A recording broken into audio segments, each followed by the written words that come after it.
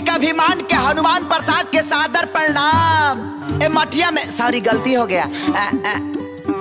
ए घर में केहू बाजी नर चाहे मादा। आई हो दादा कपड़ा बाया था पैटवा भी तोड़ ले भी कार है। ते कौन है इस रे? ना नीचे सलवार ना ऊपर कमीज ते कौना के बेटी है सिर्फ बदतमीज। माँ माँ माँ माँ ते हमार नकल काहे करत आरिस? का है ना हमारी माई नहीं है तो हम जब माई माई सुनते हैं ना तो थोड़ा इमोशनल खींच देते हैं। माँ माँ माँ स्वीटी कौन पड़ा घुस के आगल में मार के भगावे? बड़ा ना माता जी बेचारा घुसल बा। अच्छा अच्छा का काम बा?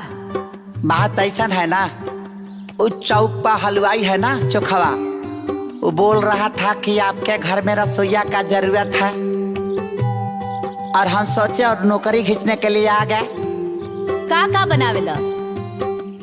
कच्ची पक्की के साथ है अध कच्ची का भी ट्रेनिंग जम के लिया हूँ। अद कच्ची? हाँ हाँ हाँ वही आमिन चाउमीन बर्गर पिज्जा। माँ ई रसोईया एकदम परफेक्ट बा। अच्छा अच्छा तो 5,000 रुपया महीना, खाना पीना रहना फ्री और साल में 2 सेट कपड़ा मंजूर? अरे माताजी सब मंजूर बा लेकिन 2 जड़ा अंडर बियर बढ़ा दीजिएगा।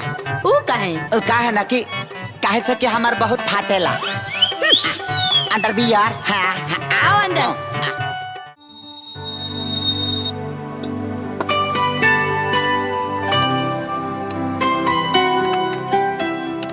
अरे साला इतना छोटा किचन एले निमल तो हॉलवे रहल हा लेकिन तारा में से कहनी तो बतिये रमल ली है। खैर कौनो बात ना। ए सुना